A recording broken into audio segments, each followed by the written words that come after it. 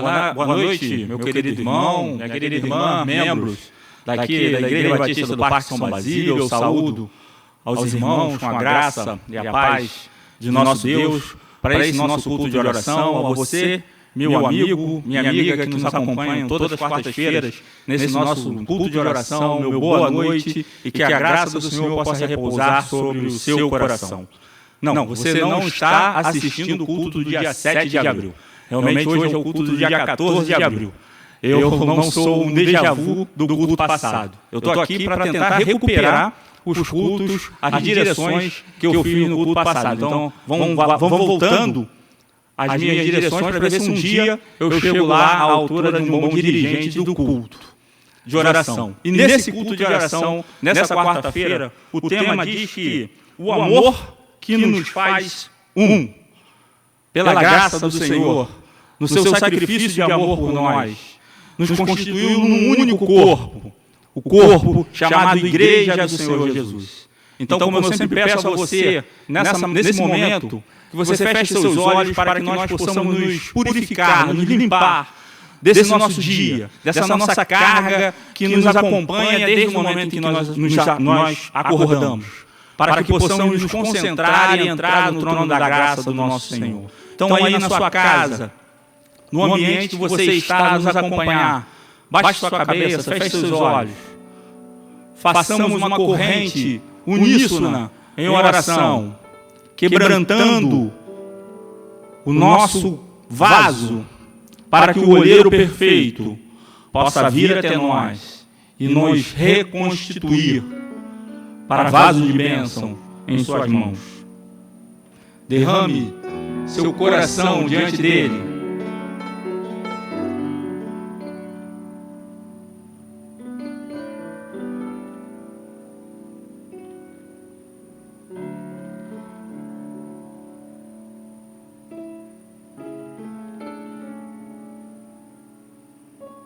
Peça a Deus para que Ele possa perdoar os seus pecados, limpar as suas vestes. Clame para que esse momento em que fazemos possa chegar até o trono da graça com cheiro suave e agradável. Que não haja empecilhos às nossas orações. Que todo sentimento de culpa, rancor, ódio possa ser afastado nessa hora. Que possamos encontrar comunhão perfeita através do Espírito Santo.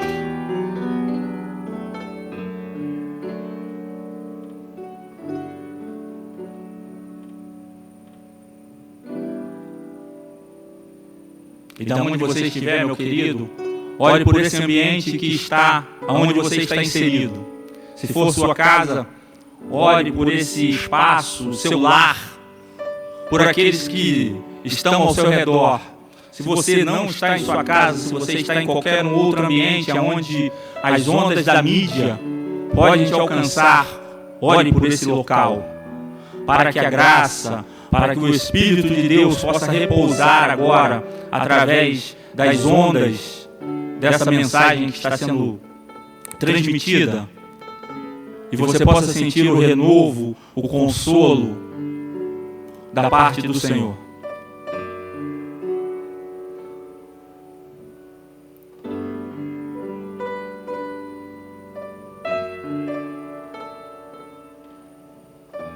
E agora tire alguns momentos de oração por você, meu querido. Por você, minha querida.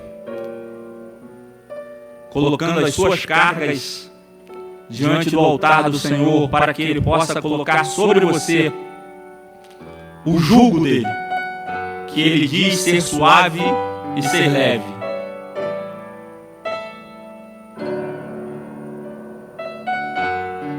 Mas também para que aquilo que vai no seu coração, seus planos, seus sonhos, aquilo que você almeja, que você deseja, o Senhor possa estar através da sua vontade, movendo-se, para que no tempo dele você possa encontrar resposta à bênção que você vem procurando.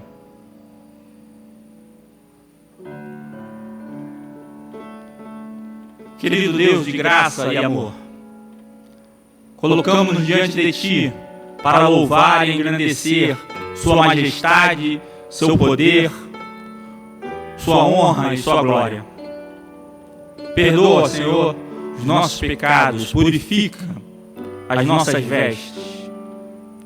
Receba todas as manifestações deste culto diante do Teu altar, que possa chegar até o Senhor com cheiro suave e agradável. Recebe a Tua igreja, que pronta está a transmitir, a fazer mais esse culto de oração. Recebe as nossas vidas, a cada um que está em sua casa ou aonde essa nossa transmissão possa alcançar. Que seus corações possam ser quebrantados pelo Senhor. Que seus vasos possam ser refeitos por Ti, que é o olheiro perfeito, para que possamos ser vasos de bênçãos em Tuas mãos. Que os desejos, os planos, que cada manifestação do coração desses que nos acompanham, o Senhor possa ministrar a Tua vontade sobre cada um deles. E que ali no ambiente onde eles se encontram, o Teu poder possa repousar nesse local. E ali possa ser manifestar renovo, consolo sobre cada um que ali esteja. Ó Senhor, que eu não seja aqui um profissional do culto. Que meu coração possa estar quebrantado diante de Ti. Que eu possa ter um vínculo de ligação através do Espírito Santo para contigo, para que esse nosso culto de oração toque no coração daqueles que nos ouvem e nos veem. Pois oramos com o perdão dos nossos pecados através do nome de Jesus Cristo, que vive e reina para sempre. Amém e amém. Façamos o nosso texto de introito, que está lá em Colossenses 3, do 12 ao 15. Minha esposa que fica sempre me corrigindo nessa coisa do 12, que eu sempre falo 12, ela, não, 12 não, 12. Isso era algo que a correção da língua portuguesa já poderia já ter feito, né? 12. Vamos ler todos juntos, meu querido? Portanto, como povo escolhido de Deus, santo e amado, revistam-se da profunda compaixão, bondade, humildade, mansidão e paciência. Suportem-se uns aos outros e perdoem as queixas que tiverem uns contra os outros.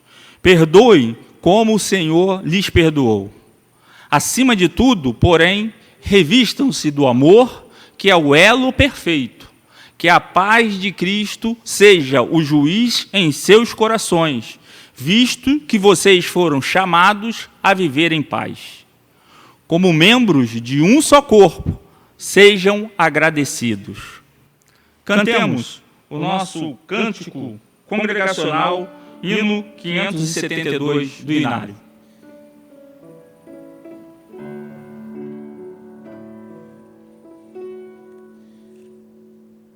O amor que nos faz um. Alex, é o amor, Alex. A Úrsula te corrigindo, a Silvia também cansou de me corrigir com palavras erradas. E a gente ainda comete alguns erros, mas isso é o amor, né? O cuidado, o zelo. Como eu sou grato pela vida do Alex, pela vida do Anderson, de todos que aqui estão. Quem falou comigo que tem orado por mim, nem sabia que o tema do culto é o amor que nos faz um. Eu entrei hoje aqui junto com os irmãos e ouvi isso de uma pessoa querida. Que Deus então nos ajude a continuarmos firmes e fortes em amor.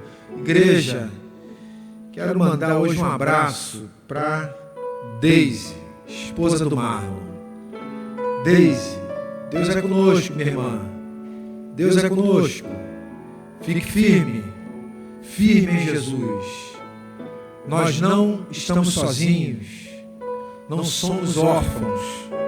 Temos um Pai que é muito poderoso. Tá bom, minha irmã? Louvemos a Deus. Somos um. pelos laços do amor. Um cordão de três dobras não se rompe com facilidade. Eclesiastes 4:12.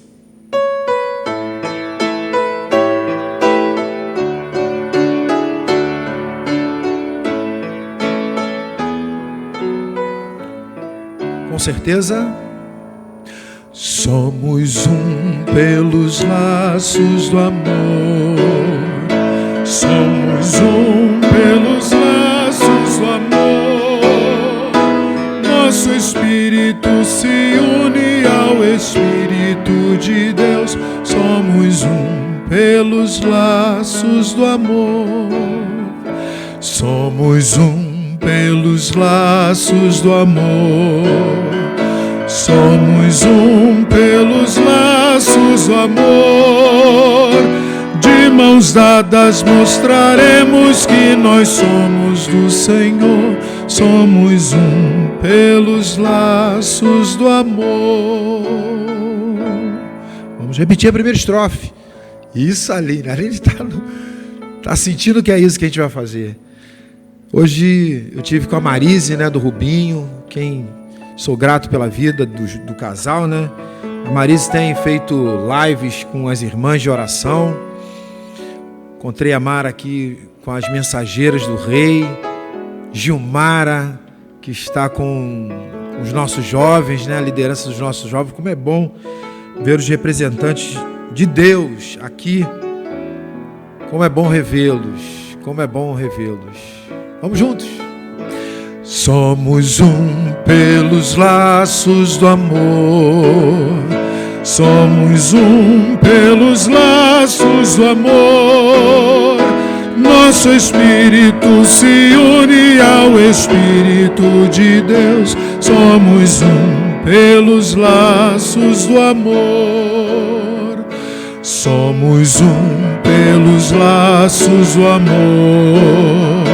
Somos um pelos laços do amor. De mãos dadas mostraremos que nós somos do Senhor. Somos um pelos laços do amor. De mãos dadas.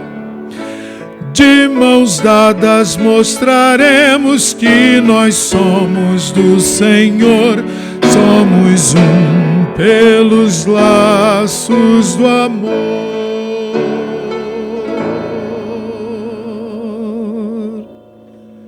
Deus amado, grandioso, como é bom sentir Tua presença. E, Senhor, nas mínimas coisas, nos detalhes, como é bom sentir Tua presença nos detalhes. Ó Deus, continua, Senhor Deus, com as famílias e a nossa igreja, Senhor Deus, com todos, jovens, crianças, adolescentes, idosos, as famílias da nossa igreja.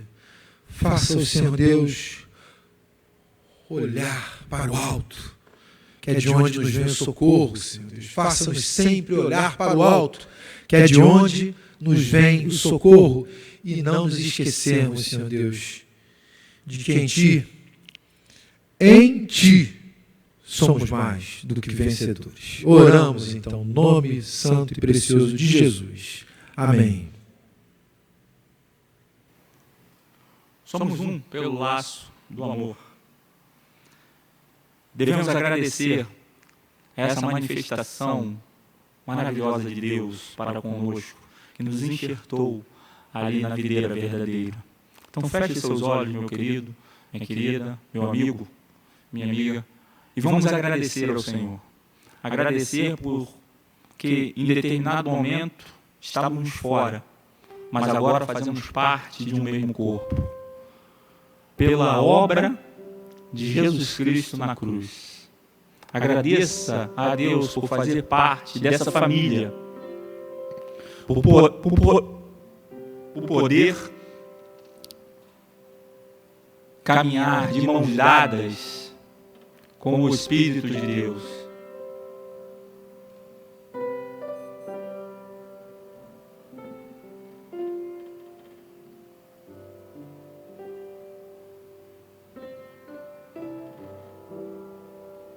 corações agradecidos, porque a misericórdia do Senhor se renovou nessa manhã sobre nossas vidas. E por isso estamos podendo agora cultuar.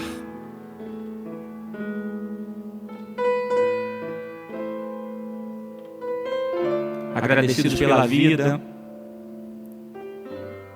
como o Cizinho colocou, agradecidos pelos mínimos detalhes, pelo ar que respiramos, pelo alimento que está em nossa mesa, pela saúde que temos, pela igreja que disponibiliza condições de cultuarmos ao Senhor.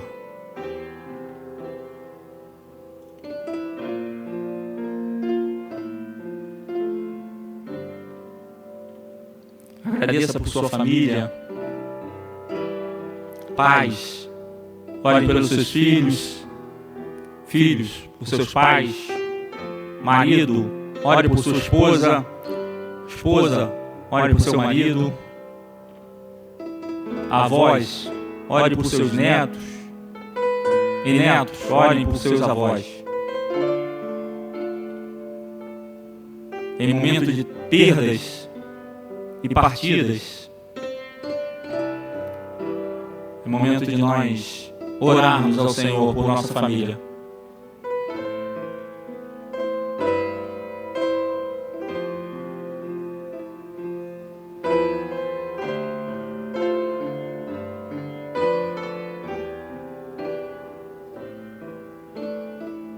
Agradeço ao Senhor porque até aqui Ele te ajudou, meu querido. Seja na condição que for. O melhor do Senhor, com certeza, se manifesta sobre você. Porque em Cristo somos mais do que vencedores. Então agradeça a Deus por isso. Você é uma vitória em Cristo Jesus.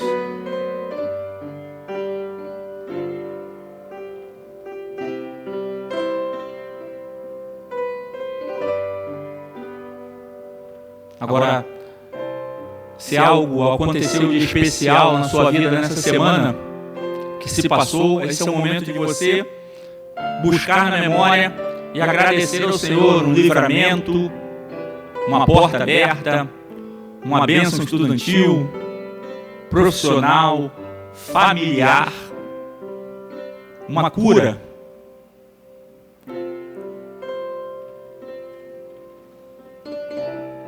Nós éramos lembrados como a igreja dos agradecidos, quando todo domingo pessoas e mais pessoas vinham aqui à frente do púlpito agradecer ao Senhor pelas bênçãos que Ele tinha derramado sobre seus filhos durante a semana. Então aí no seu local, onde você esteja, agradeça.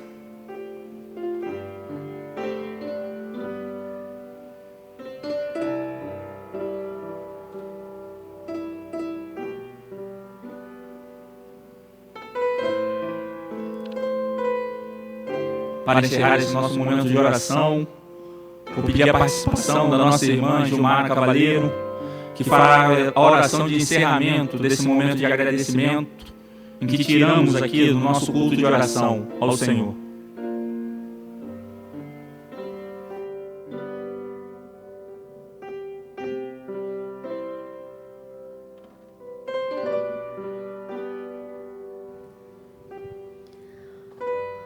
Obrigada, Senhor, porque podemos falar contigo. Obrigada, Senhor, por tantas e tantas coisas o Senhor tem feito por nós.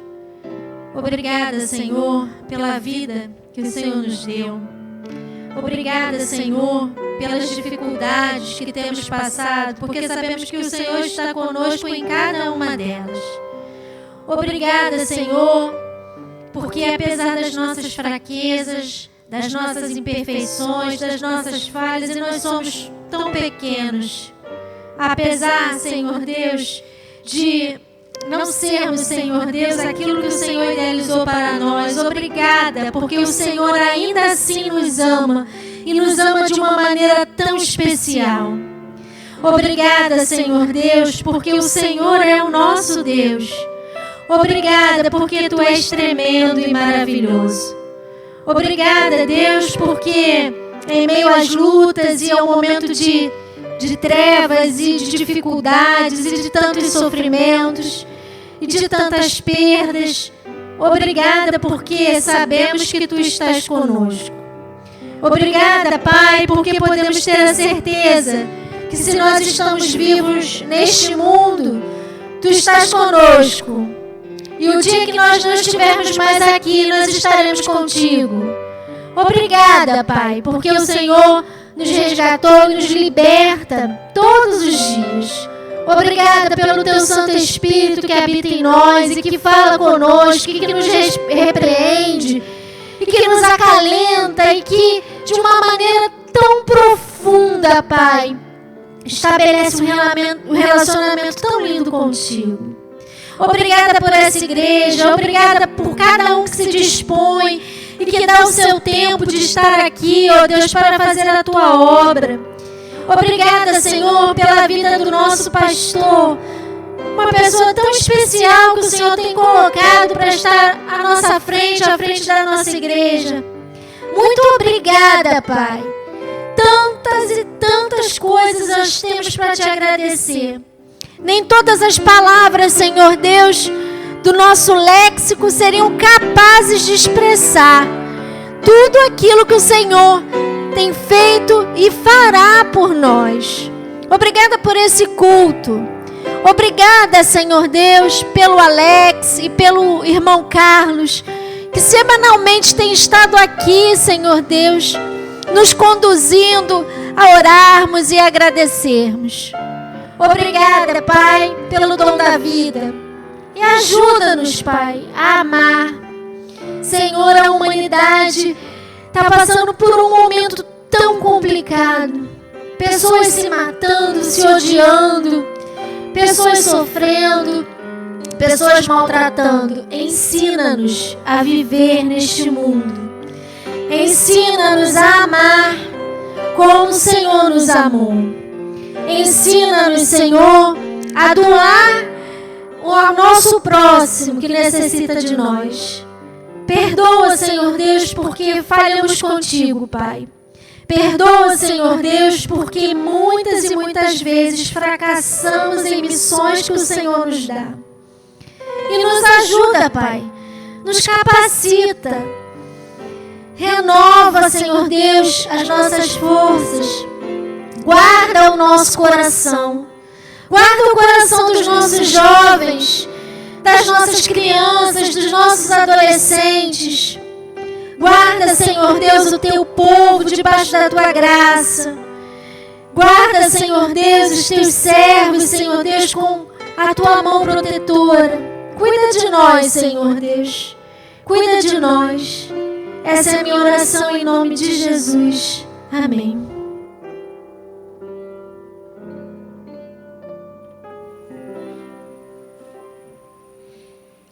Obrigado, Gilmar, por sua participação.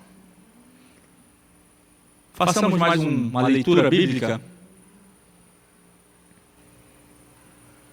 em uníssono, já que hoje estamos no culto que tem como tema o amor que nos faz um, em uníssono, como uma só voz. Façamos a leitura bíblica. Assim, conhecemos o amor que Deus tem por nós e confiamos nesse amor. Deus é amor. Todo aquele que permanece no amor, permanece em Deus e Deus nele. 1 João 4,16. Façamos mais um cântico congregacional, agora um hino, um hineto, oferta de amor. Eu vou pedir que você que esteja aí na sua casa, no seu ambiente, se possível for, você fique de pé para nós cantarmos esse corinho.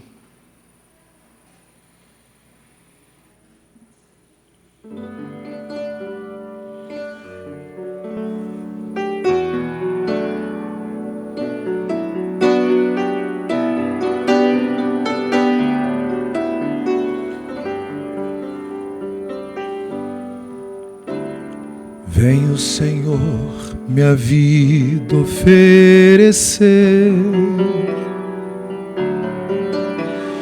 como oferta de amor e sacrifício. Quero minha vida a te entregar como oferta viva em seu altar. Venho, Senhor, minha vida oferecer dia a dia como oferta de amor e sacrifício. Quero minha vida a te entregar como oferta viva em teu altar, pois pra te adorar foi que eu nasci. Cumpra em mim o teu querer, faço o que está em teu coração, e que a cada dia eu queira mais e mais estar ao teu lado, Senhor. Pois pra te adorar foi que eu nasci. Cumpra em mim o teu querer, faço o que está em teu coração, e que a cada dia eu queira mais e mais estar ao teu lado, estar ao teu lado, estar ao teu lado, Senhor. Está ao teu lado, está ao teu lado, está ao teu lado, Senhor.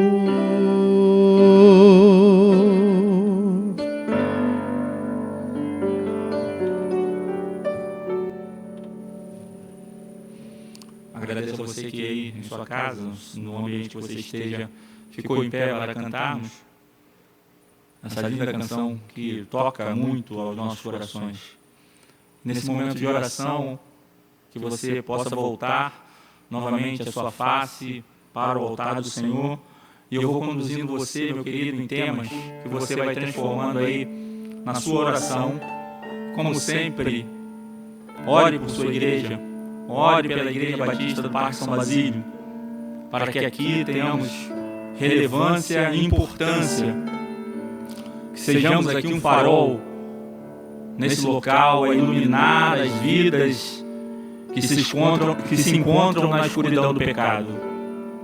Ore por sua igreja, ore por esse ambiente, esse espaço físico, que é um local de congregação, onde nos reunimos para que o Espírito do Senhor nos fortaleça, nos capacite a sermos instrumentos nas mãos do Senhor para a pregação da sua palavra.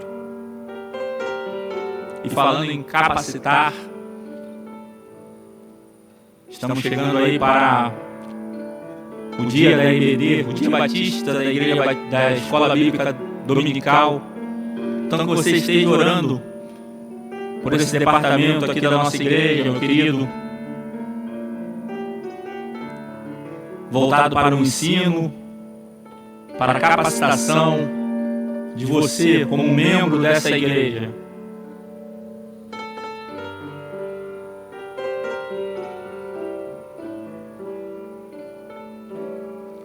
Ore pela vida do nosso pastor, para que o Senhor continue a usá-lo como instrumento aqui para a pregação da sua palavra, para a edificação dos membros dessa igreja.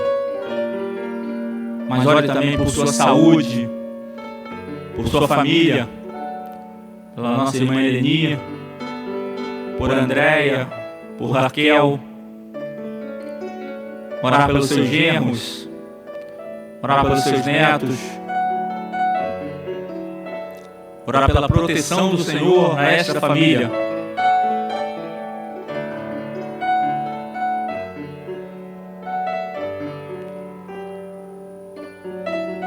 Oremos também pelo corpo pastoral da nossa igreja, os pastores auxiliares.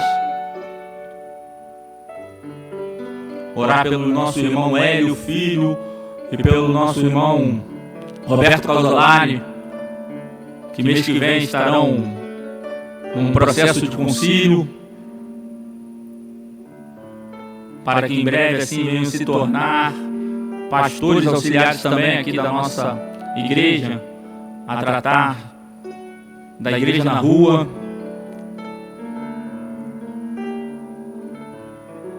E do Hélio para a visitação.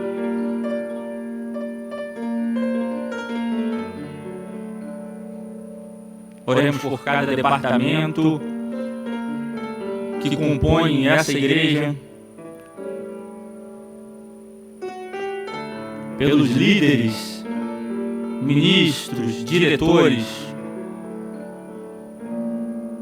pela diretoria administrativa,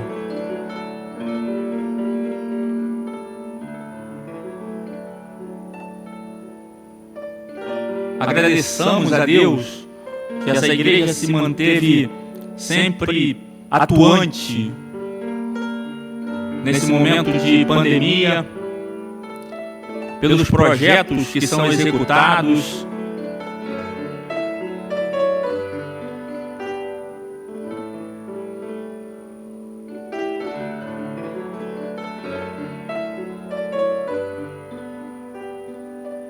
agora que você possa orar por um membro, irmão nosso, pertencente aqui à nossa igreja.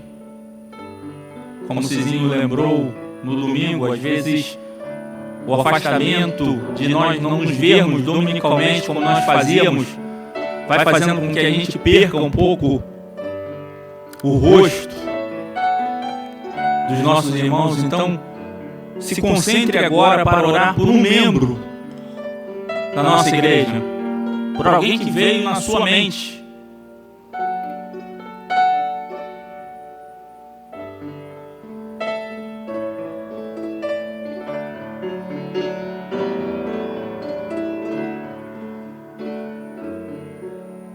Tire agora alguns momentos de oração para você focar naqueles nomes que saem na nossa lista de oração diária. É só procurar ali pela primeira letra que começa o seu nome e coloque essas vidas no altar do Senhor, que estão buscando ajuda, buscaram a nossa ajuda, para que possamos entrar nessa luta juntamente com eles.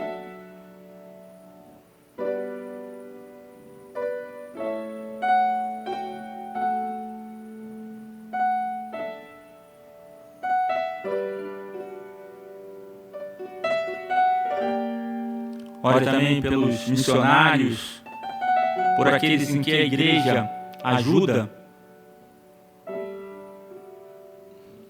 no sustento, no seu campo missionário. Estão lá em meio às mesmas dificuldades que nós estamos passando aqui, mas com algo mais, porque estão longe de casa, distantes da família, cumprindo o ir. E nós devemos ser aqui o suporte para essas pessoas.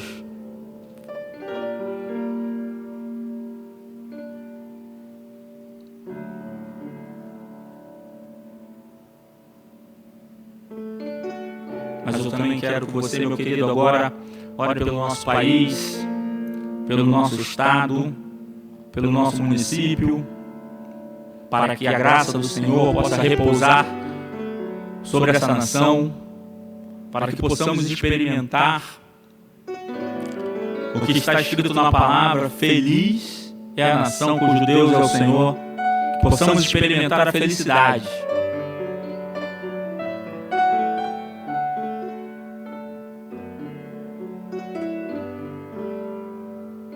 Ore pelo nosso presidente, governadores, prefeitos, por aqueles do legislativo e do judiciário. Ore pelas forças de segurança constituídas.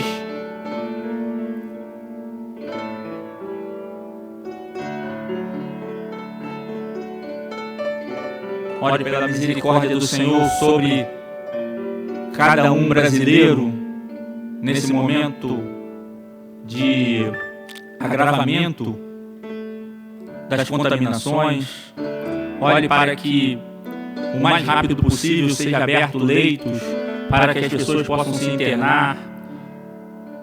Ore pelos profissionais da área de saúde que lutam não só a guerra da Covid-19, mas das outras doenças também.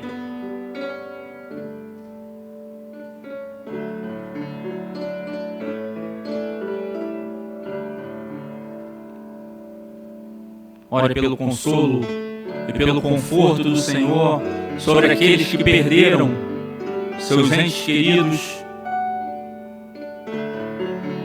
E ore pela misericórdia do Senhor por aqueles que perderão sua vida ainda hoje.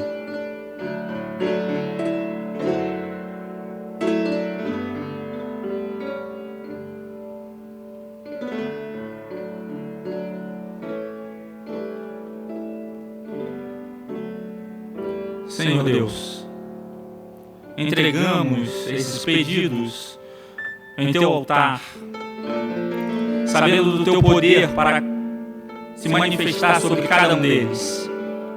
Confiamos em Ti, porque Tu és o único capaz de resolver do Teu jeito e da Tua vontade cada um deles.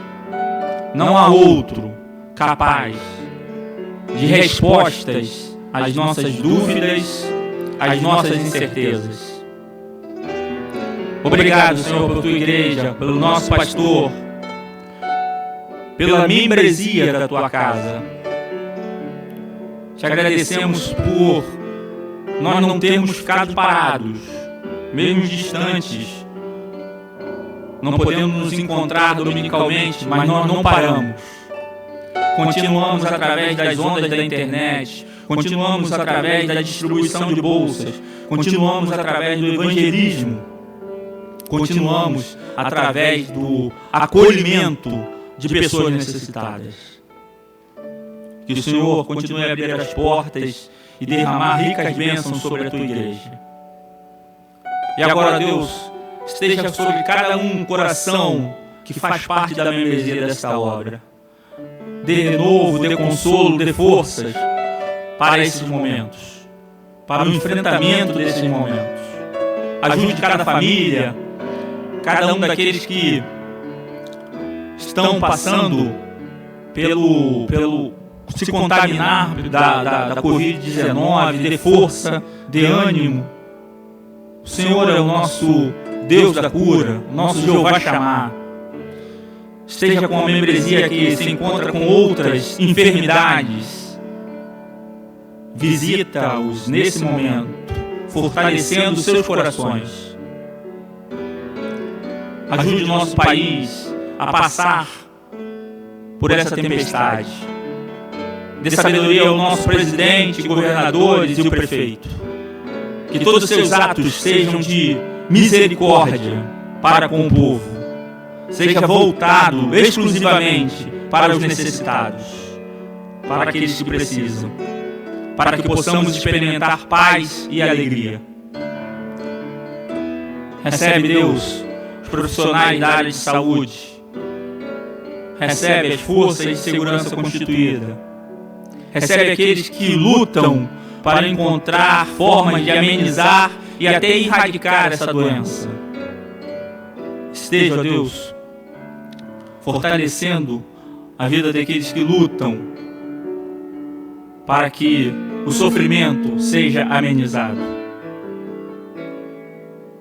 Oramos, agradecidos a Ti, sabendo que não somos merecedores de nada, mas através do nome do nosso Senhor Jesus. Amém e amém. A palavra dessa noite está com o nosso pastor Valdemir Alves da Silva.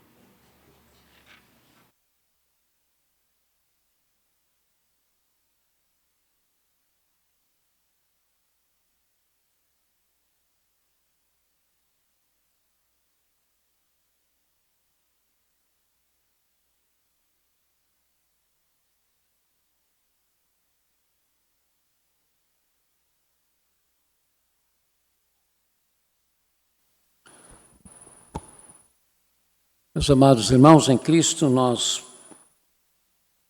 pela graça de Deus, estamos chegando ao final do estudo da nossa carta do apóstolo São Paulo à igreja de Corinto, a primeira carta de Paulo aos crentes de Corinto. Então vamos fazer a leitura dos últimos versículos e terminar, né? Esse estudo, não sei nem quanto tempo levou, foi muito tempo, né? Por causa das paradas. E vamos pensar em um outro livro da Bíblia para estudarmos, de repente a Epístola de Pedro poderá ser um dos nossos objetivos.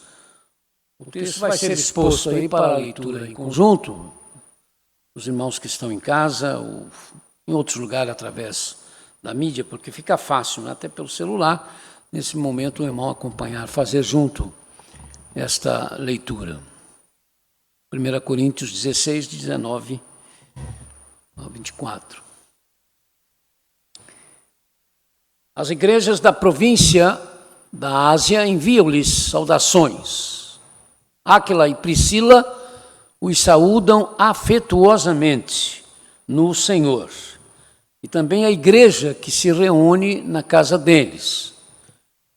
Todos os irmãos daqui lhes enviam saudações. Saúdem-se uns aos outros com um beijo santo. Eu, Paulo, escrevi esta saudação de próprio punho. Se alguém não ama ao Senhor, seja amaldiçoado. Vem, Senhor. A graça do Senhor Jesus seja com vocês. Recebam o amor que tenho por todos vocês em Cristo Jesus. Amém.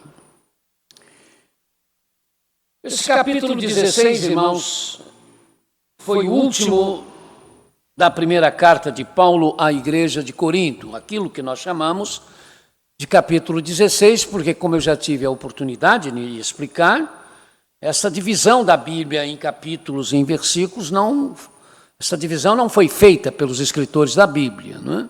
Ela foi feita mais tarde para se facilitar a leitura da palavra de Deus. Sem perder a ideia da carta como um todo, o apóstolo deu eco, por exemplo, ao que escreveu no capítulo 13 sobre o amor, instando aos da igreja corintiniana a participar também do socorro aos cristãos pobres de Jerusalém, fazendo do dever de ajudar a todos os necessitados uma realidade pertinente ao povo de Deus, aos santos de Deus. A pobreza, as dificuldades, a começar dos domésticos da fé, precisam incomodar o coração da igreja. Por isso ele, Paulo, convenceu as igrejas gentias de socorrer os irmãos em Cristo em Jerusalém. O primeiro dia da semana foi citado numa demonstração de que já estava se tornando comum o uso do domingo como dia para a reunião dos cristãos. Vimos depois a chamada ao equilíbrio que os cristãos precisam ter, preocupação constante do oráculo de Deus em relação à igreja de Corinto, em vários aspectos desequilibrada. Nesse último capítulo, o equilíbrio é o convite à reflexão acerca do fato de que a fé e a confiança em Deus significam o se colocar, o que se pretende realizar, sempre sob a vontade de Deus. Daí a expressão de Paulo, se o Senhor permitir, em 1 Coríntios 16, 7. Mas também ter a consciência de que o crer na ação do Espírito Santo de Deus não nos despersonaliza. O crer que em nossas vidas há de prevalecer os propósitos de Deus para nós, se realmente procuramos amar a Deus sobre todas as coisas. Se tivermos a preocupação de que a vontade de Deus, a realidade de Jesus Cristo estejam centralizadas em nossas vidas, vamos aprender que isso não nos transforma em robôs. Nosso raciocínio conta, nosso poder de escolha conta.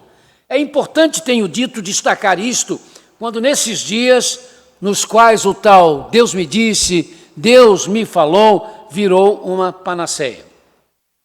No posicionamento do apóstolo das gentes para com Timóteo, seu filho na fé, mostrou-se não ser pecado o reconhecer o quanto alguém pode ser mais amigo do que outro, e aí nós citamos, inclusive, João 3,23, onde está escrito, um deles, o discípulo a quem Jesus amava, estava reclinado ao lado dele, o discípulo a quem Jesus amava. Sem que isso, obviamente, justifique o se amar a um e se deixar de amar o outro, mas a intensidade do amor pode ser diferente conforme o relacionamento entre quem ama e a pessoa amada. E aí, dentro de um contexto de toda a carta, ele, o apóstolo, determinou, façam tudo com amor. O amor, o ideal da nossa natureza humana, mesmo na pessoa salva, há sempre de ser algo difícil de se cumprir, mas tem de ser buscado, procurado, trabalhado, exercitado, porque quando isso não acontece, evidencia-se o que na vida do que se diz cristão ou cristã, que esta pessoa ainda não se entregou de fato a Jesus como seu Senhor e Salvador absoluto. Sem dúvida, procurar amar como Cristo amou, e isso implica em amar os que nos maltratam, nos amaldiçoam, nos rejeitam, é uma luta ininterrupta. Depois Paulo falou de companheiros, Estéfanas, Fortunato e Acaico, pessoas dedicadas ao serviço de Deus, que ainda que não sejam apontados como pastores ou diáconos, o apóstolo disse à igreja corintiniana que eles deveriam ser recebidos com honra, pois a eles e a pessoas como eles, a igreja deveria se submeter. E aí tivemos a oportunidade de chamar a atenção para esse tema, que muitos usam no afã de se tornarem donos de igrejas, ditadores, travestidos de pastores. Mas que ao mesmo tempo, se determina a igreja para que a autoridade dos que orientam, dos que ensinam, seja honrado, fazendo eco ao que está em Hebreus 13:17. Obedeçam aos seus líderes e submetam-se à autoridade deles. Eles cuidam de vocês como quem deve prestar contas. Obedeçam-lhes para que o trabalho deles seja uma alegria e não um peso, pois isso não seria proveitoso para vocês. À luz dessas recomendações bíblicas, que na igreja, então, se tenha muito cuidado com o que se ensina, em termos de apoio ou oposição, esta ou aquela interpretação, a esta ou aquela novidade, fazendo-se com que as mesmas sejam do conhecimento da liderança da igreja, do pastor à frente da igreja, e não ventiladas somente em grupos particulares. Que saibamos todos, repito, que a função da verdadeira liderança é por si mesmo dolorosa. Não existe, meus amados e amadas, este negócio de privilégio da liderança. Pode ser que no mundo aí fora exista isso, mas na igreja não. Não existe esse negócio de privilégio da liderança, porque a verdadeira liderança nunca é um privilégio, é um desafio custoso.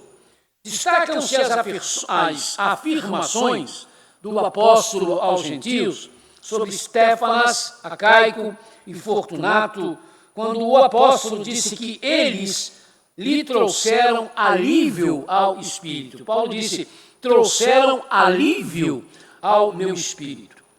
O peso, meus irmãos, o aperto da vida, trazem o peso, o aperto da causa também. E é sempre muito bom poder declarar a importância dos que nos ajudam nesses apertos. As palavras bondosas e as ações de parentes, e também as palavras bondosas e sentidas que têm chegado a mim, a minha esposa e ao Rafael, meu genro, nesta enfermidade da Raquel, nos têm feito muito bem, nos têm ajudado a levar o peso. É bom saber que nós estamos cercados pelas orações dos servos e servas de Deus, e aproveito-me até para acrescentar o nome da minha cunhada, a irmã Edna Quintanilha, que passou mal e precisou também ser internada por problemas de coração. Vamos orar por ela também. E aí, meus queridos, nós entramos na parte final deste capítulo 16. As igrejas da província da Ásia enviam-lhe saudações. Áquila e Priscila os saúdam afetuosamente no Senhor, e também a igreja que se reúne na casa deles. As igrejas da província da Ásia. Paulo poderia ter dito a igreja que está na Ásia, mas preferiu dizer as igrejas da província da Ásia. Não havia, meus amados e amadas, não havia com certeza nos dias de Paulo a ideia de uma igreja monolítica como instituição, a igreja cristã. É claro que a igreja cristã sempre existiu a partir do Pentecostes, mas não como uma instituição, não como uma organização, mas como uma expressão de toda a catolicidade da igreja, ou seja, da universalidade da igreja. Primeira vez que se usou a expressão igreja católica, eclésia católica, foi por volta do ano 110, e foi usada no sentido da universalidade da igreja, do cristianismo como algo universal. Então a gente percebe que a ênfase do apóstolo está nas igrejas locais, porque elas tomavam as suas decisões, ainda que se precisasse ter o senso do todo. Nós sabemos da autoridade de Paulo e daqueles a quem ele delegava, até para nomear pessoas dirigentes das outras igrejas, especialmente as igrejas que ele organizou. Mas isso não significa que a igreja na qual Paulo frequentava, ou era membro, nós não sabemos qual era, não é? Porque não há nada disso mencionado, fosse a igreja que mandava em todas as demais. Áquila e Priscila, ou Prisca, era um casal amigo de Paulo. Áquila era um judeu natural do Ponto, região ao norte do que hoje nós chamamos de Turquia, aonde vai ficar a cidade de Bizâncio, depois Constantinopla e finalmente o que se chama hoje de Istambul, que é a capital turca. Priscila, ou Prisca em latim, talvez fosse romana, mas não há certeza disto. O casal trabalhava em Roma como fazedores de tendas, provavelmente tendas de couro, porque o exército romano era o que mais comprava tendas de couro, e eles estavam em Roma, mas há os que acham que, sendo Áquila um judeu, o couro de animais pudesse ser um embaraço. E então ele e a esposa seriam fazedores de tendas de pano, mas não há certeza quanto a isto. E precisamos nos lembrar que o casal era cristão, que Áquila havia se tornado cristão. Embora nesses primeiros tempos, né, do cristianismo, os cristãos judeus tinham muito cuidado de não contrariar os costumes judaicos, talvez isso não fosse suficiente para impedir com que ele trabalhasse com o couro, se é que o couro de animais em si realmente trouxesse tantas dificuldades assim aos judeus.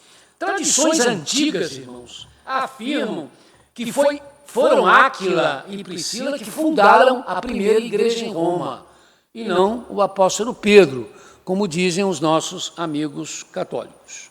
O casal se tornou amigo do apóstolo Paulo quando este visitou Corinto pela primeira vez. Talvez o fato de Paulo também ser um fazedor de tendas, né, tenha facilitado esta amizade. A igreja que se reúne na casa deles, na casa de Áquila e Priscila. Temos uma constatação aqui, e não uma doutrina, como acham alguns hoje, ensinando que, biblicamente, as igrejas não devem ter templos, mas se reunir em casas de membros ou de simpatizantes, e que a construção de templos foi um desvio da igreja cristã primitiva, atraídas pelo paganismo. Nós precisamos ter muito cuidado com isso, irmãos, porque a primeira menção de um templo na Bíblia é a menção de um templo pagão. Mas Deus, no entanto, depois permitiu a construção do templo de Jerusalém e com todo o requinte possível. E aquele templo de Jerusalém se tornou no centro da fé judaica. É verdade, não é, que nós nos tornamos no templo do Espírito Santo a partir de Jesus Cristo. Mas não podemos nos esquecer, por outro lado, que quando Jesus fez aquela intervenção, virando as mesas dos cambistas, ele disse, porque o zelo da casa do Senhor me consome. Ele chamou o templo de Jerusalém de casa do Senhor, embora a casa do Senhor, nós sabemos, somos nós, não é? Pela morada do Espírito Santo em nós. Pelo menos até o século III, os cristãos não possuíam templos. Por quê? Porque as perseguições não lhes permitiam tê-los. E aí é possível que entre alguns segmentos cristãos tenha surgido uma teologia antitemplo, identificando o templo, como eu disse, com o paganismo, teologia restaurada em alguns segmentos hoje. Até um livro que fez um certo sucesso no nosso meio, de dois autores até bem bons pesquisadores, mas que eles batem muito em cima desta tecla, né? Que essa realidade da igreja ter que existir com um templo, com um clero, estar situada num lugar onde todas as pessoas têm que ficar em volta do templo, é resquício do paganismo, de um cristianismo já deturpado, e que nós, cristãos neotestamentários, teríamos que derrubar isso, né? E voltar ao que eles chamam de prática do cristianismo primitivo, mas, como eu disse, que acontecia porque eles eram obrigados a fazer isso. Lá no livro de Atos está escrito que os apóstolos perseveravam unânimes no templo. Usavam o templo de Jerusalém. Se o templo fosse uma coisa para ser desprezada, eles não usariam o templo nos seus primeiros dias para fazer suas reuniões de oração, quiçá, na verdade, já estavam fazendo isso, né, por orientação do Espírito, para que mais tarde os cristãos pudessem também ter os seus lugares específicos de reuniões. A maioria dos cristãos chineses, por exemplo, reúnem-se em casas, não porque esses crentes chineses não queiram ter templos, mas sim porque um templo na China significa ter de estar alinhado à política de controle da religião por parte do governo chinês, e eles rejeitam isto. Porque o governo brasileiro do Império impedia, por lei, que os templos protestantes tivessem a cruz e o ensino e o sino, conforme a exigência do clero católico de então, o clero católico, temendo que o povo, em grande parte analfabeto, fosse atraído pelos templos protestantes, pensando serem templos católicos, sendo a Igreja Católica a igreja oficial do Império, o clero logrou que isso fosse aprovado. Quando se proclamou a República, já se passaram um bom número de anos nos quais os templos evangélicos e ou protestantes pareciam casas de família ou lojas, como muitos parecem até hoje, né? O que logrou fazer com que surgisse no nosso meio também uma teologia contra a cruz e contra o sino, sob a alegação de que cruz e sino identificavam o catolicismo. Mas mesmo nessa época do Império, aqui ainda no Brasil, quando os evangélicos eram muito poucos, estavam começando, na Europa e nos Estados Unidos, os templos evangélicos e ou protestantes, mesmo batistas, tinham cruz. Os irmãos estão vendo aí nesse slide uma igreja batista da Índia, no estado da Nagalândia, que é um estado da Índia, mas que a maioria é batista. É uma exceção enorme lá, não é? Esse é o maior templo batista da Ásia. Irmãos, ela tem um carrilhão de respeito. Na hora que vai começar o sino, a igreja fica num monte bem alto, domina a cidade toda. E com esse tamanhozinho aí, os irmãos percebem que dá para dominar mesmo. Começam os sinos a tocar e a cidade toda sabe que o culto está começando. Não é? E eles nunca viram, os nossos irmãos indianos nunca viram problemas. Tem uma bruta cruz lá em cima, né, daquela torre, e nunca viram problemas em relação a isso. A outra foto, a outro slide, vamos ver se aparece a outra. A igreja americana, isso. Isso. Esse é o templo, irmãos, da primeira igreja batista de Huntsville, no Alabama, nos Estados Unidos. É o maior templo, é o templo que tem o maior número de sinos do mundo. Uma igreja batista é que tem o maior número de sinos do mundo. Ela tem um campanário, esse campanário que os irmãos estão vendo à esquerda, tem quase 70 metros de altura e tem 48 sinos de bronze. Não vão já imaginar a barulhada que isso faz quando toca. Só que eles não tocam só o bom, bim, toca igual esse sino que a gente toca na gravação aqui no início do culto. Eles tocam a música, não é? Mas os irmãos imaginam como isso, obviamente, não chama, né, a atenção da cidade. Ela não tem só isso, não sei se talvez os irmãos mais próximos que têm televisão ou mesmo próprio celular dão para ver que no vitral da igreja tem uma imagem de Cristo, né? A coisa lá eles não têm mesmo certos problemas que nós teríamos aí por causa do nosso contexto. Então, eles são batistas como nós, as doutrinas são as mesmas, mas nunca tiveram problema, né? Ou se tiveram, pelo menos superaram essa questão que aqui houve. Com certeza, irmãos, as igrejas nas casas, chamadas igrejas lares, elas são importantes e são úteis em determinados contextos. Mas isso não significa que essa é a única forma de se ter uma igreja. Com certeza, o apego demasiado ao templo, esquecendo-se de que nós, como eu já disse há pouco, é que somos o templo de Deus, não está certo. Um apego demasiado, quase que idolátrico. Eu sou batista desde 7 para 8 anos de idade, não é? Eu estou com 70, os irmãos imaginem. Olha, no meu tempo, era muito complicado. Criança não subia no púlpito não, queridos. Antes de começar o culto, você podia andar em qualquer lugar da igreja, menos subir no púlpito. Se uma criança subisse aonde estava o púlpito, imediatamente aparecia um bendito diácono, apanhá-la pela mão e puxá-la de lá imediatamente. Não, ali é o púlpito, é o lugar onde se prega a palavra. O púlpito não pode ser tocado, eu sei lá o que era a ideia, mas eu vivi isso, né? Como criança, né? Andava até correndo, às vezes, dentro da igreja, mas lá no púlpito, não.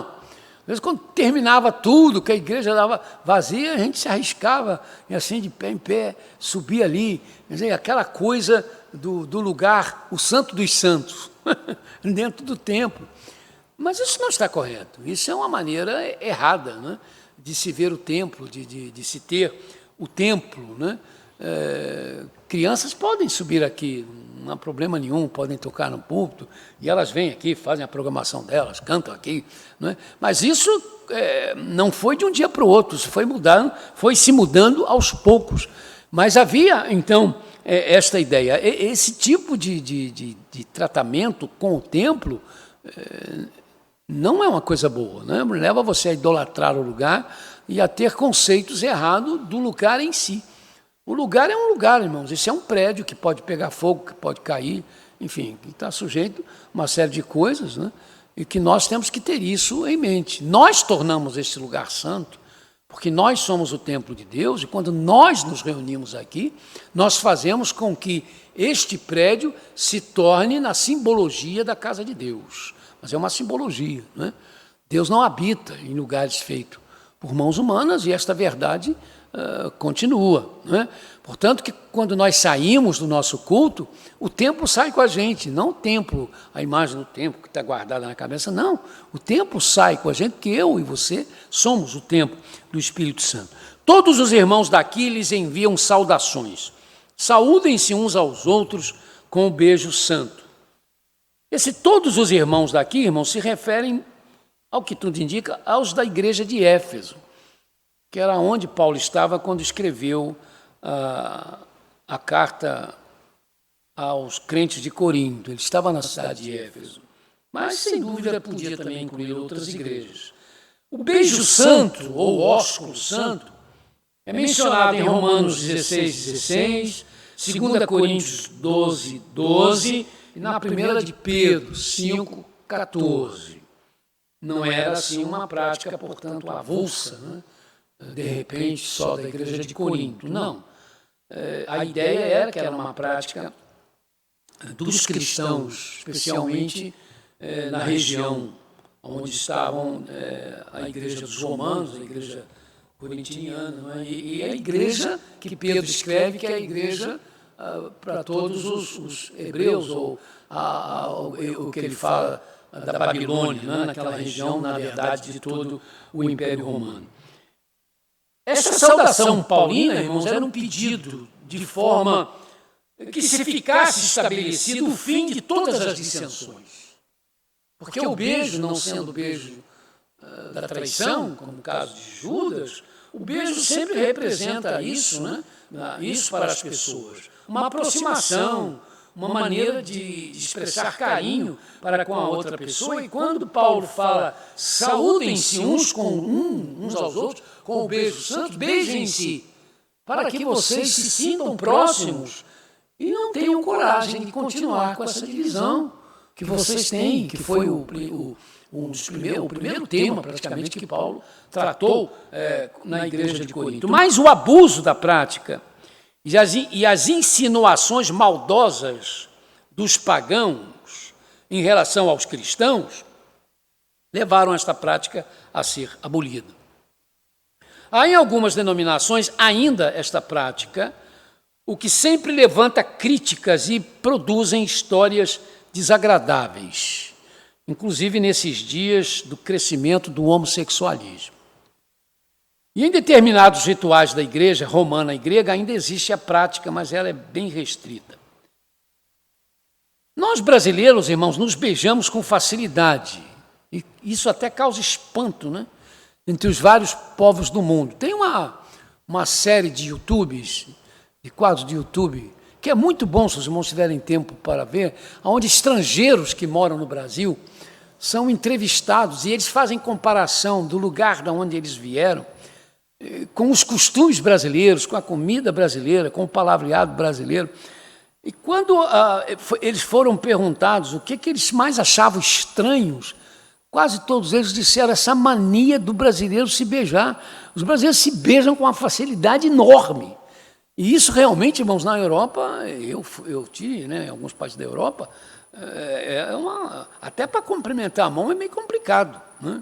Eles são meio frios, não é que sejam antipáticos, não é isso, são reservados, são muito reservados, né? Deve até uma moça, que acho que veio da Hungria, da Romênia, ela fala, isso não custou entrar na minha cabeça, porque o meu povo é muito reservado, educado, né? Se você vai lá, você sente que o povo é muito educado. Eu vi isso na República Tcheca. O povo é muito educado, procura ajudar você de todas as formas, mas não permite nenhuma aproximação. A gente percebe que você tem que ser realmente muito conhecido deles. E eles todos falaram disso. Não, isso aqui é uma coisa... Até o francês, né, que a gente tem uma ideia. Ele diz, nem na França assim não, os franceses se beijam assim não. Entendeu? Como os brasileiros fazem, não é? Agora, no Brasil, não é incomum nós vermos homens, como pais e filhos, avós e netos e amigos, homens se beijando. E eu não vejo, irmãos, nenhum problema disso, né? Às vezes eu tenho vontade de beijar uma irmã, beijo, não é problema não sinto nenhum acanhamento em relação a isso, né? E a gente sabe da seriedade como a gente faz isso. Mas entre os birmaneses, por exemplo, a maneira dos homens se beijarem é absolutamente anormal. Não é que eles deem beijo na boca, não é isso não. É que se beijam muito e toda hora. Eu estava na Aliança Batista Mundial e vi lá uma delegação de irmãos da Birmânia, eu quis tirar uma foto com eles. Gente, eu nunca levei tanto beijo na minha vida. entendeu? Eram 4 irmãos, mas me beijavam sem parar, um atrás do outro, entendeu? Eu fiquei até meio sem jeito, e eles riam, beijavam e riam, né, ao mesmo tempo. Só que eu vi que eles faziam isso com todo mundo. Aí eu percebi que isso é uma prática deles, não é? Mas são orientais. Mas, por exemplo, na China, o homem não permite que você coloque a mão no ombro dele, né? Não sei qual foi o país que o Dr. Luiz Palau, que agora já está com o senhor, morreu há poucos meses, foi pregar, né? Ele também, depois do Billy Graham, era um dos grandes pregadores que nós tínhamos. Não sei se foi na Indonésia, no Nepal, eu não sei o país que foi, mas é um daqueles países. E ele, na hora que chegou no púlpito para pregar, no estádio, né, ele chegou perto do intérprete para agradecer o intérprete e colocou a mão no ombro do intérprete. Diz que foi aquele murmúrio geral no estádio. Ele sentiu que alguma coisa errada, né? Então, tudo bem, falou, pregou, houve decisões, mas no final do culto um pastor disse: pastor, por favor, não faça isso. Aqui os homens não põem a mão no ombro de outro homem de jeito nenhum, muito menos da mulher, né? Então já são práticas que você tem que tem a ver com cultura, não é? Cultura. Então nós temos que ter cuidado até com as nossas práticas, porque elas às vezes podem criar dificuldades. Eu, Paulo, escrevi esta saudação de próprio punho. A menção está no fato, irmãos, que não era incomum os mestres, os filósofos, falarem e ter amanuenses, secretários, para escrever o que eles diziam, o que eles ensinavam e recomendavam. Há algumas cartas de Paulo que claramente foram ditadas, e teve amanuenses ou secretários que anotaram o que Paulo disse. Mas no caso de Corinto, Paulo fez questão de dizer que pelo menos a saudação, pelo menos essa parte final do capítulo 16, ele não ditou, mas escreveu pessoalmente, para dar ênfase, né? Aquilo que ele escreve, onde ele fala sobre amar o Senhor, onde ele dá a bênção, né? Deixa sua bênção final sobre o povo. Na carta de Gálatas, claramente foi Paulo que escreve, quando ele diz assim: vejam com quão grandes letras eu escrevo para vocês. Provavelmente Paulo estava tendo dificuldade de enxergar. Alguns dizem que ele já estava assim desde aquele encontro com Cristo no caminho de Damasco, porque ele ficou cego. Depois, com a oração de Ananias, a vista foi restaurada. Mas alguns acham, né, que a marca do encontro com Cristo ficou. Ele nunca mais enxergou bem, né? E já ao chegar na época dos Gálatas, não tão distante, né? Nessa época de Corinto, ele tinha que fazer letras grandes, né, para poder ele mesmo enxergar o que estava escrito. É possível que essa explicação explique isso. Se alguém não ama o Senhor, seja amaldiçoado. Vem, Senhor. A gente fica meio chocado, irmãos, com isso, né? Porque Jesus disse para não amaldiçoar ninguém. Agora, Paulo diz: se você não ama a Jesus, você é maldito, você é amaldiçoado. E ele usa a palavra anátema. A palavra anátema é lixo, esterco, maldito. Só que esse termo grego, irmãos, tem a ideia de algo que já está estabelecido. E não eu te amaldiçoo, ou maldito seja. Vamos ver se a gente entende. A ideia é: se alguém não ama o Senhor, que seja amaldiçoado, porque já está amaldiçoado. Está amaldiçoado por ter optado em não amar a Deus, de forma que a continuar não amando ao Senhor, que então permaneça assim, amaldiçoado. Não traz a ideia do eu te amaldiçoo, não é essa a ideia. Paulo também usa o termo maranatá, vem Senhor. Essa palavra, irmãos, é uma palavra grega, na verdade é a junção de duas palavras, que vem da expressão hebraica Shem Atah. O Senhor vem, ou o nome vem, o que tem o nome vem. Então ela quer, maranatá, quer dizer o Senhor vem, né? Como nós usamos hoje, todas as vezes que nós pedimos a volta do Senhor Jesus, o segundo advento, para pôr fim a tantas misérias. Mas também, irmãos, esse maranatá, ora vem, Senhor Jesus, é o nosso pedido para o estabelecimento do juízo de Deus sobre a terra. Não é que a gente tenha prazer ou queira ver as pessoas perdidas sofrendo. Não é isso. É para que o juízo de Deus venha e estabeleça a ordem nesse caos, né, que nós estamos vivendo e a gente possa viver os novos céus e a nova terra. A graça do Senhor Jesus seja com vocês. A ideia do texto grego não é a graça do Senhor seja com vocês, porque vocês ainda não a têm. E quando se fala assim, a graça do Senhor Jesus seja com vocês, a gente faz muito isso aqui na igreja, né? Parece que a gente está querendo dizer que vocês ainda estão sem graça, então eu estou desejando a graça. Mas não é isso. A graça da salvação não se perde, mas pode deixar de ser experimentada. Quando não buscamos a santidade, como nos avisa o escritor da Epístola aos Hebreus, nós não vemos o Senhor, isto é, não vemos espiritualmente em nossas orações, não sentimos conosco nas horas da aflição e não temos autoridade de fazer com que Deus seja visto em nós. Ou seja, temos a graça da salvação, porque recebemos Jesus como Senhor e Salvador, mas esta graça não pode nos envolver como ela é para nos envolver. Então é provável que o desejo de Paulo fosse este, que a graça que salvou vocês esteja também em vocês de forma plena, como ela deve estar. Principalmente no contexto da igreja de Corinto, né? Tinha toda a razão de Paulo dizer isso. Não é que vocês estão sem a graça de Deus. Vocês são a igreja de Deus, ele disse isso. Vocês são os santos de Deus. Mas a graça de Deus não envolveu vocês da forma como devia envolver. Por isso vocês estão aí envolvidos com tantas dificuldades uns com os outros e criando partidos, né, dentro da igreja. Recebam o amor que tenho por todos vocês em Cristo Jesus. Em outras palavras, recebam o que escrevi para vocês, mesmo tendo sido duras as minhas palavras, mesmo tendo sido severas as minhas admoestações, mas saibam que tudo isto foi motivado pelo amor que eu sinto por vocês. Com isso, irmãos, nós encerramos, então, o estudo de uma das cartas mais polêmicas, sem dúvida, de todo o Novo Testamento, riquíssima em ensinos doutrinários, em ensinos éticos, difícil de ser compreendida em determinados aspectos, em determinadas situações, né, e contextos, mas que, sem dúvidas, deixou para nós um legado enorme. Os irmãos têm falado, irmãos, eu só devia escrever isso, deixar isso escrito.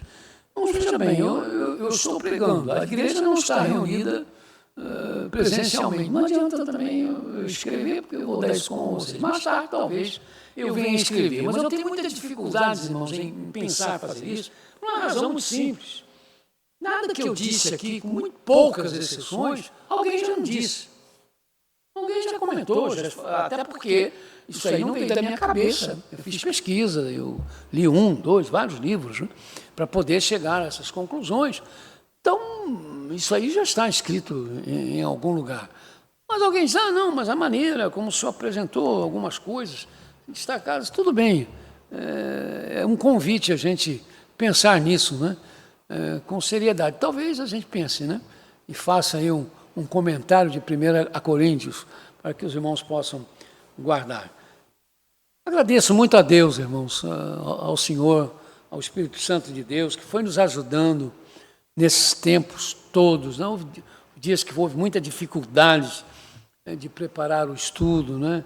Houve momentos em que tivemos que parar por causa de saúde, uma série de questões, mas chegamos ao final. Né? Para mim é um momento assim, muito emocionante, é uma tarefa que foi cumprida. O mesmo sentimento eu tive quando terminei Romanos, quando terminei Hebreus, quando terminei o Apocalipse. Foi o primeiro livro da Bíblia que eu me aventurei a estudar com a igreja nas quartas-feiras e chegamos até o final. Né? Tentei depois fazer com a igreja aos domingos, mas não deu certo. E não deu certo porque alguns irmãos reclamaram. Eles estavam achando difícil, não estavam conseguindo acompanhar. Não é? Ah, pastor, volta aqueles sermões. Então tá bem. Eu preferi encerrar. Não é? De repente, domingo não era um ambiente propício. Não é? Essas coisas que só membros da igreja entendem. Nem o pastor, às vezes, entende. Mas não fiquei aborrecido absoluto com nenhum deles, até porque eu percebi o interesse deles, né? O que eles queriam dizer. Mas Deus seja louvado. Obrigado aos irmãos que nos acompanharam, e que ouviram e que tiveram a oportunidade de discordar.